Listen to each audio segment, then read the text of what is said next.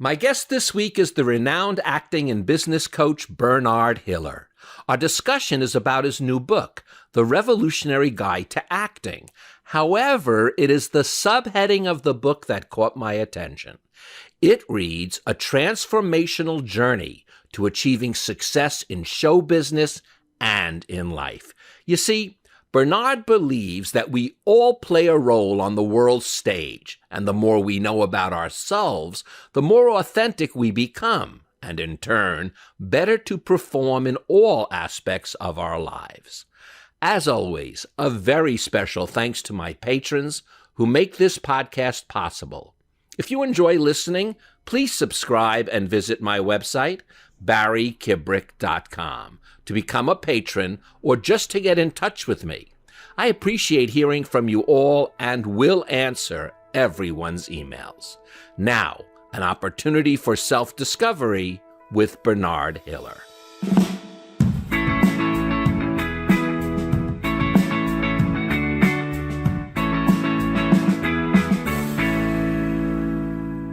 Bernie, it is an honor to have you here. It's one of the first times in the history of my show that I've chosen the book by the subheading. And the subheading is A Transformational Journey to Achieving Success in Show Business and Life. Right. And the way you combine it, and the name of the book itself is The Revolutionary Guide to Acting. You are an acting coach par excellence. Right. But this book really brings it so that all of us who are, even if we're not creative in any sort of way, becomes creative, and you guide us through the process with this book. So welcome to the show, and thank you for writing this. Oh, please. Thank you so much, Barry. You are the best. I was looking forward to being with you. You're such an inspiration. And you're a champion of books and learning. And for that, I thank you, and everyone else out there, thank you as well.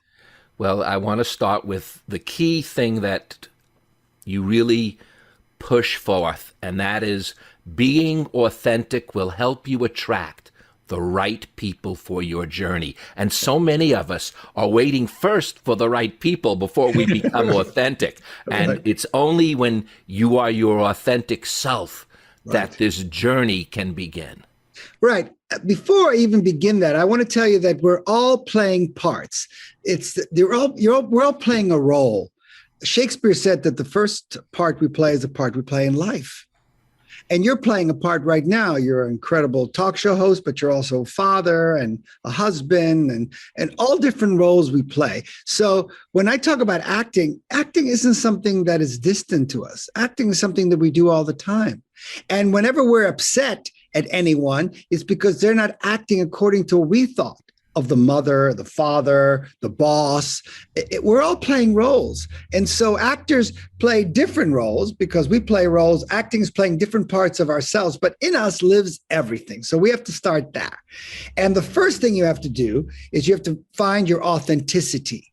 And authenticity is a real big problem because let's start when is the last time we saw everybody authentic? Well, I would say the last time we saw everyone authentic was 3 or 4 years old. 4 years old. You're not going to find an unauthentic 2-year-old. I mean, that kid's 2, 3, 4, whatever. But when the kid goes out and goes to school, when you're really authentic, people kind of put you down or you kind of stick out. And when you stick out, you realize, you know what?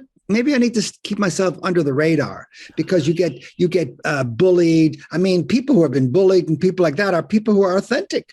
And so then you realize, you know what? You start thinking, what part do I need to become to become successful? And at that moment, you're actually acting. You're not being authentic because either you're authentic or you're acting how other people want you to be.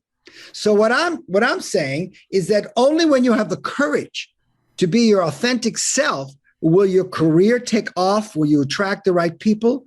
But when you become authentic, you're going to be unpopular first. Because when you're really your own self, people go, what's wrong with you? You think you're so special? Because everybody's kind of taught to be a certain way. And you'll know when you're authentic. This is how you know. When you're happy, when you're powerful, and when you make your soul visible to the world. Well, that's authenticity. you say that acting is a living problem. And Right. you've just pointed out how. And you also, though, let us know that, and you mentioned about the 4-year-olds, you say that just at that time during childhood, Right. the problem really is not so much that we're making these inauthentic, choices, but Right. sometimes what you say is we are connected, I'll use your own words, to the weakest part of ourselves. And that's when you become aware of that. But Oh, wait, that's why did you? Here's a big question. Everybody needs to listen to this question, answer this question. What did you have to do to be loved? I want people to think about that. What did you have to do to be loved as a child?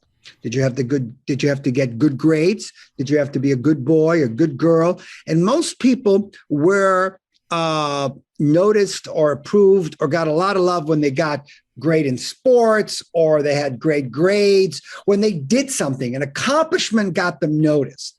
But most people that I've taught, 500,000 people, I don't know how many people, but a lot of people, most people were never just loved being who they are, just who they are. If you did this, if you got good grades, if you did a certain way of behaving, a boy would only act a certain way, a girl only acts a certain way. And so we're taught that we get love because everybody needs love. And that's the big question.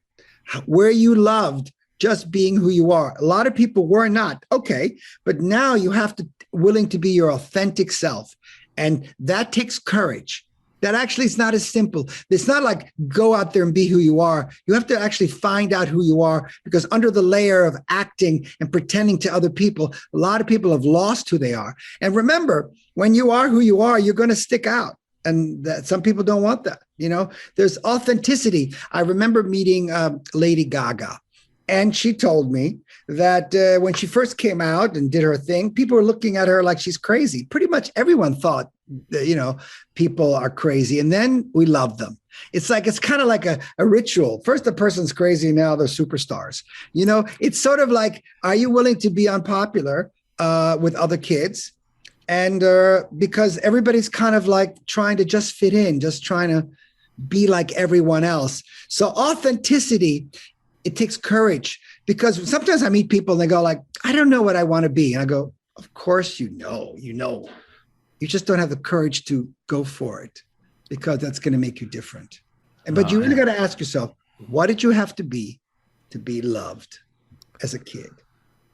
And lucky for me, I had a very unusual childhood. I was loved so much just being who I am. So I didn't have to do really anything. And that's very rare. That's very rare. And so I had other issues and other problems later in life, but that was not one of them. That was not. I have, I'll tell you though, something a little interesting. I had a very similar experience. I always felt an unconditional love. Don't get me wrong. My parents, if I did bring home a C, didn't like it that much, but it never affected their love for me. I've always felt that. But there sometimes is a little bit of a problem with that too. I always found that when you have a glaring problem as a young person, your father beat you, your mother did this, you almost have something to hold on to that you can fix. When you, as you said later in life, those problems sometimes creep up and they're subtler, because they're more subtle because we didn't have any real traumas. We've enjoyed things, and we have to be careful. Sometimes we can get in our own heads no matter what. No one gets out of here without getting into our own heads. No. One of the things that's very important is that for you to work and become the person that you're born to be, you must work with a mentor. You cannot fix yourself. It's not humanly possible. So I would say that when I started to work with some great teachers and great mentors, they were able to see, because as Einstein say, the person that creates the problem cannot solve the problem, because they are the problem. And so I had different issues with different things, but only when someone else that I trusted was able to point it out to me, because you can never quite fix yourself. It's not possible.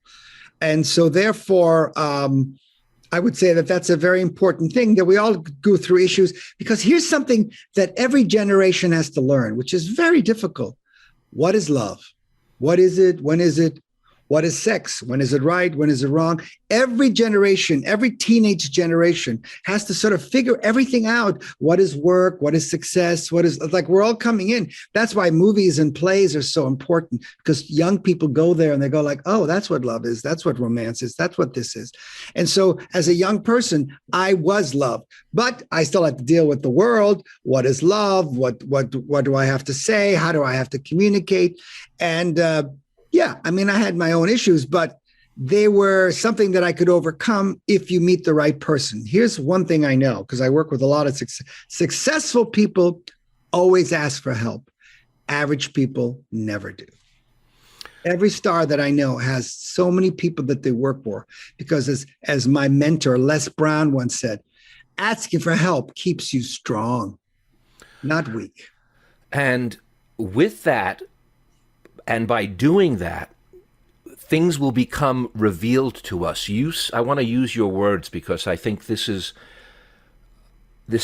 takes that into that package beautifully. You say, life is crying out to you, revealing something glorious about itself in every moment. That's the other thing that you really are, I don't want to say pounding, because that's the sound, but you're driving. You're thriving. You're driving it home that we do have these moments, and we have to be, what did you say? I think opportunity doesn't knock on the door; it whispers. It whispers. Yes. Now here's the thing: how could you know about opportunity or life's opportunities around you if you're not really seeing things? If you're not really hearing things?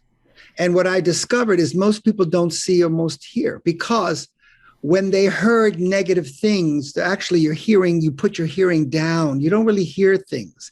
If you hear a lot of criticism, your hearing is really low. And so you don't really see things. You don't really hear things. But there's also some people that don't see things, because if you see things and if you hear things, you have to do one thing that people are so afraid of. You have to take a risk.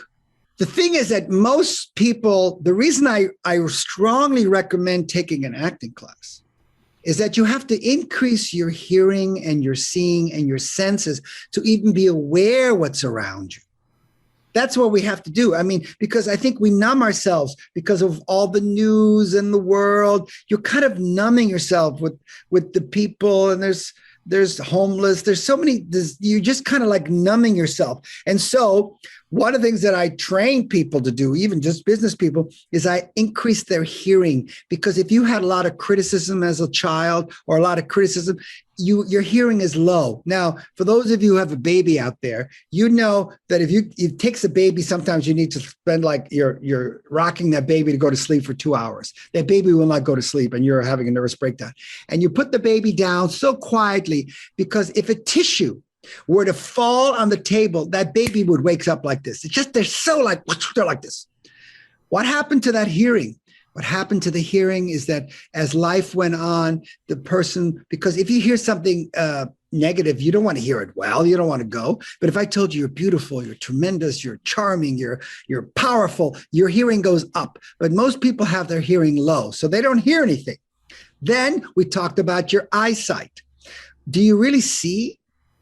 A lot of people, most of the students don't see anything, because they have to really really see like you're going to write a book just on seeing, because you have to use all our senses. Do you really do you have even your sixth sense, all that? But the thing is that after you hear and after you see, you have to get into a state which people are afraid to be, but successful people are, is you're going to have to take risks and you're going to have to become vulnerable. And the secret of success is the person who takes the most amount of risks and is the most vulnerable wins everything. Because those who are not vulnerable and those who are not risks will get nothing in life, because they're just playing it safe, and playing it safe is going to kill everything. Your whole life. You use the term of the old game hide and seek, and you say stop hiding and start seeking. And then you go back to this, though, it takes courage to be found. So it takes courage to ask those questions. It takes courage to start seeking and stop hiding. And it takes courage to be found. It takes courage to live. Doesn't courage to die? It takes courage to be happy. It doesn't take courage not to be happy. It takes courage to be positive. It doesn't take courage not to be positive. All the great things, it takes courage. And courage comes from the heart, comes from passion. But it takes courage.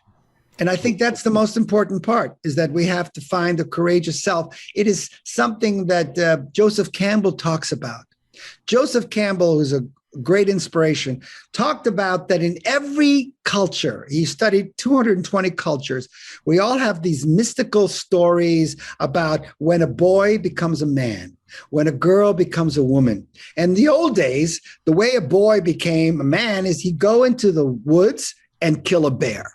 It's not about killing the bear. It's the idea that dealing with your fears and doing all that. And when you do the most impossible, then you actually become the man that you were born to be.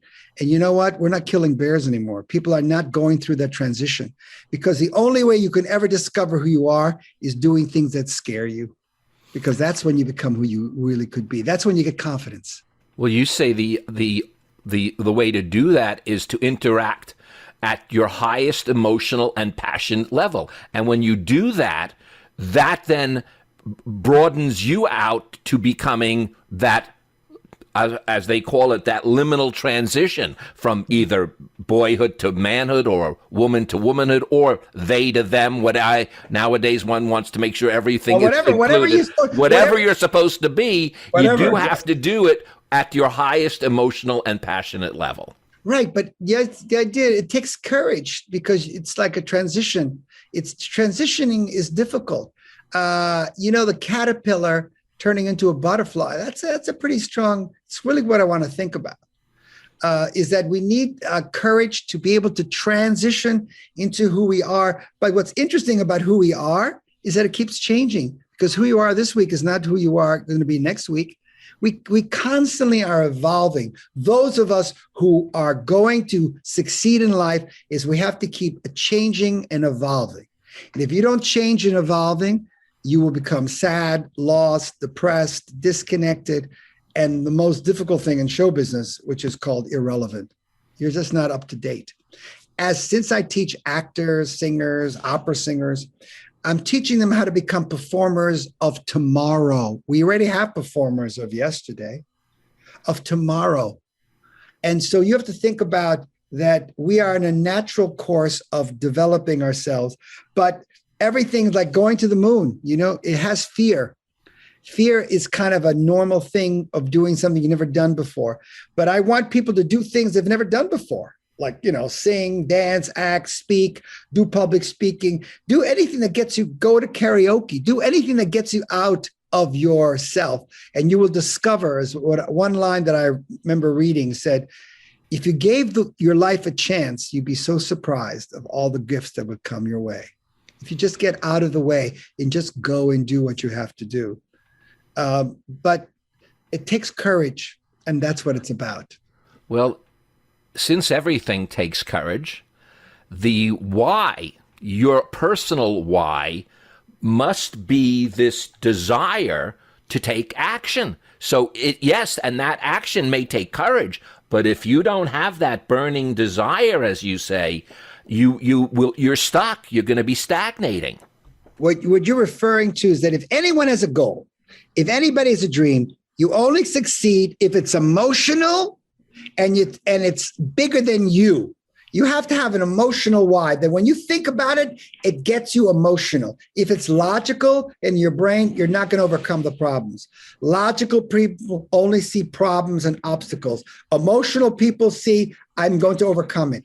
Because emotional people always succeed. But we live in a world where people are trying not to be emotional. They're trying to be logical. And what I need emotional people. Have an emotional dream. Be emotional, and you'll see how things change. And follow, I believe that everybody, if you listen to your heart, that'll tell you what to do next. They won't tell you the whole thing. But it's kind of like driving a car at night. You only see a little bit of the road ahead. The lights are you don't see the entire road. And it's like, follow the road. It will lead you, but get a mentor, get someone to work with you, get someone who's been to the mountaintop. You have one life to live. You don't need to, You don't need anyone's permission to become the person that you were born to be. And you want to be certain that we are not seeking perfection. Perfection is it's probably the strongest paralysis that people have, is that they won't really do something until they think it can be perfect. And that is the biggest impediment to create that authenticity and to do what you must do to fulfill yourself. I remember from my teacher who taught me two things. Always start before you're ready and never let money stop you. And I always think that. Because see, perfection is not about being perfect. Perfection is about getting other people's approval. Because only when you were perfect, because you can't ever be perfect, there's no such a thing. So you're always never good enough. So if you have perfection, that's a really bad thing.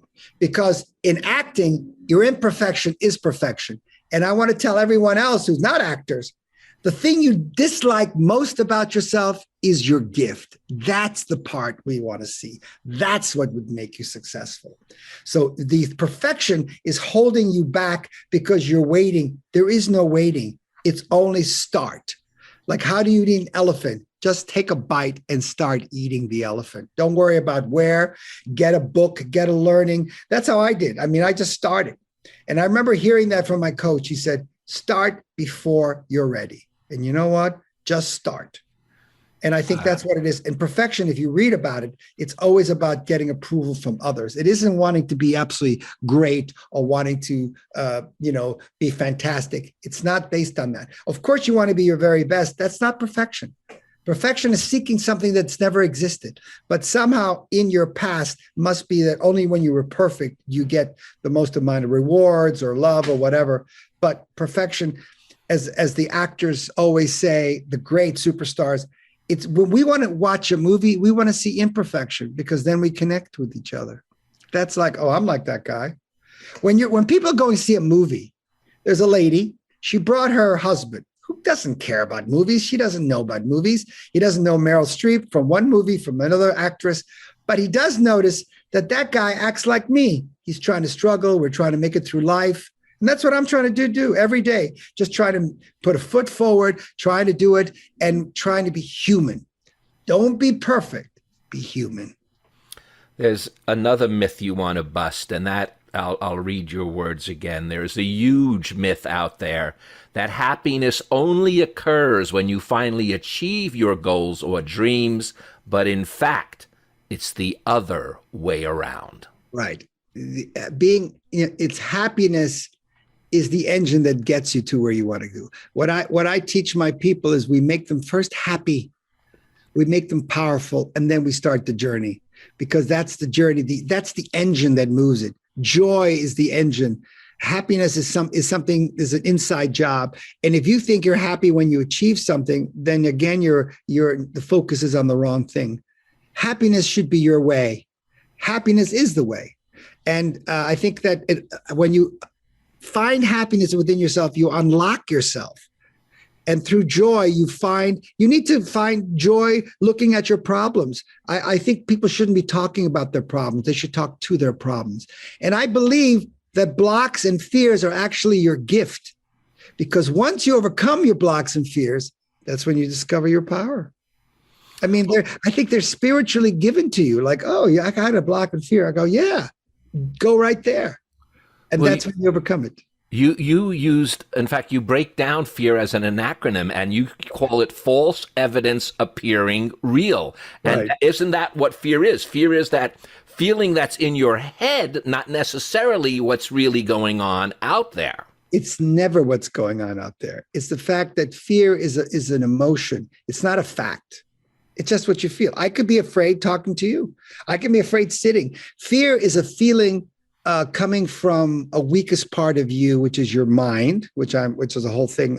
Being in your mind is really bad. And you're coming from lack.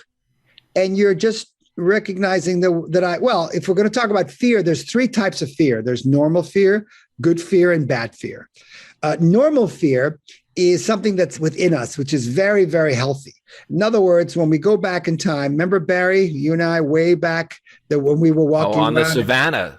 yeah, no, we were like in Africa. We were together, Yeah. you and me, and we're walking like barefooted, and there's a lion coming our way. What did you do always? You ran up the trees, and so did I. That fear got us somewhere. And fear is actually when you're trying to cross the street and you realize, oh, there's a car coming, which is not here, but you realize that if you get too close, that car is going to hit you. So fear puts you away. Fear realizes like, wow, maybe there's some dangerous looking characters coming towards you. And you go like, I don't know, I don't feel good. Fear actually is a very good emotion.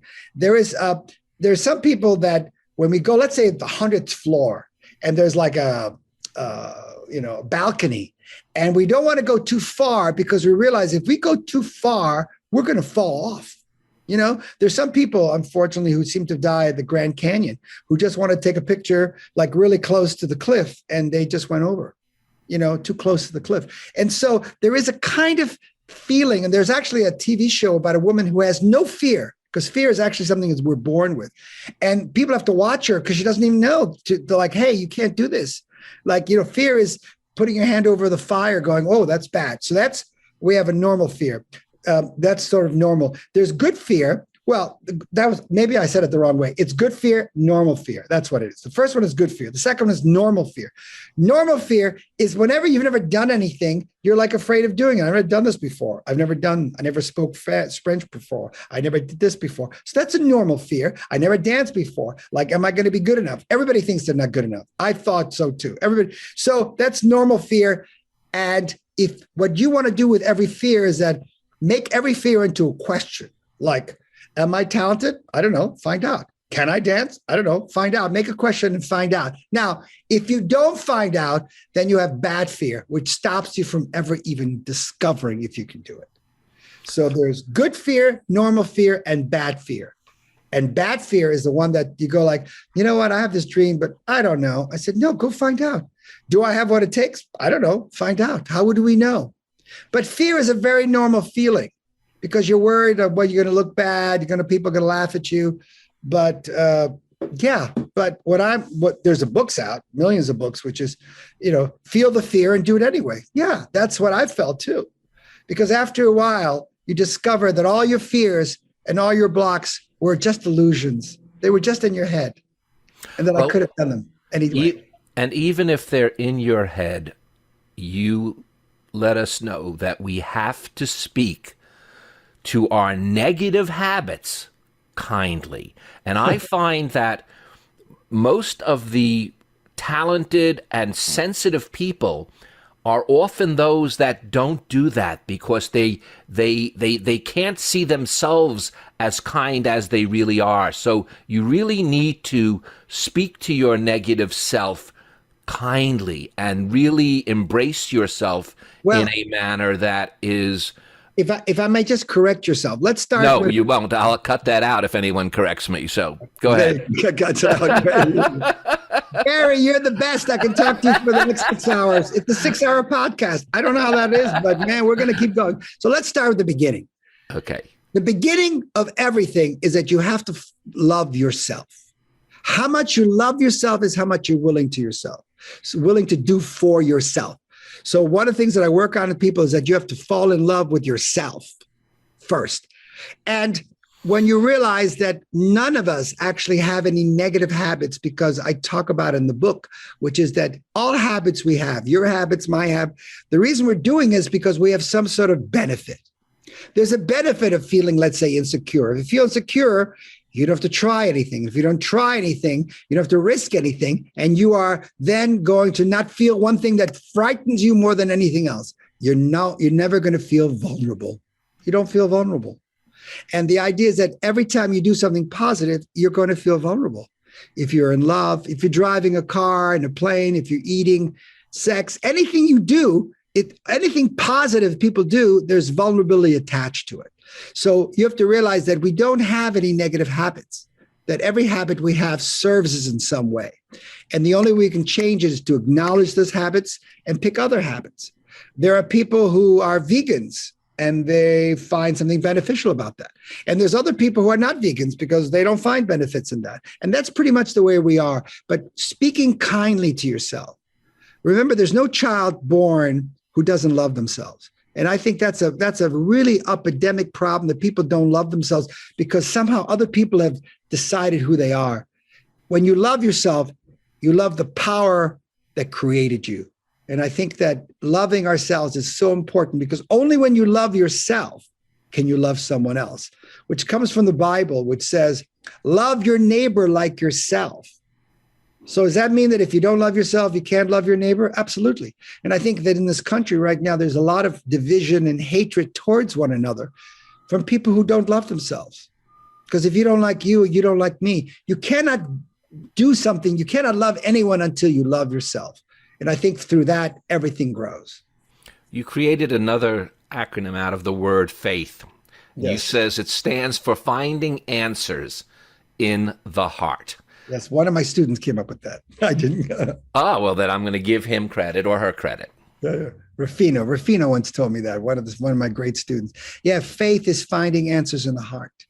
And there's a big challenge between the mind and the heart. And we're taught, be in the mind, think about it. But your mind's not Google.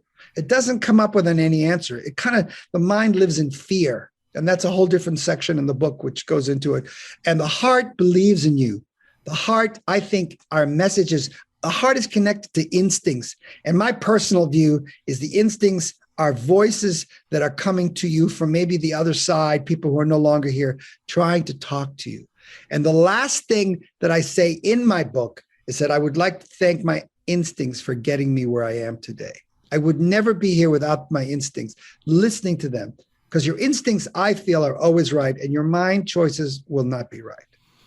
Well, Bernie, I want to thank your instincts for coming on today.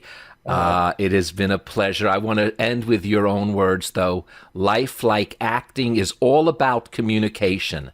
And if you are not constantly improving those skills, then you won't advance as an actor or as a human being. And Bernie, you help us advance because you seem to truly understand our flaws are not our flaws, and you appreciate us for that. Right. I think that one of the things that acting has done for me is that I had to become an expert on human behavior, human interaction. And so I decided to take all that information and to teach other people, because actually, I don't think anything's wrong with you. That you think something's wrong with you is, I think, the first problem. There's nothing wrong with you. You're just not thinking and seeing things clearly. You're either not in love with who you are, which you need to be. I want you to love your problems and work through that. I want you to love kind of everything you're going through. There's a line that I like to say, which is, until you love the life you have, you cannot have the life you want. On that note, Bernie, it's been a pleasure and a true honor. Thank you so much for joining me on Between the Lines. Thanks for listening. If you enjoyed this podcast and want to hear more, please subscribe or become a patron of the show at barrykibrick.com to keep it going every week. Thank you.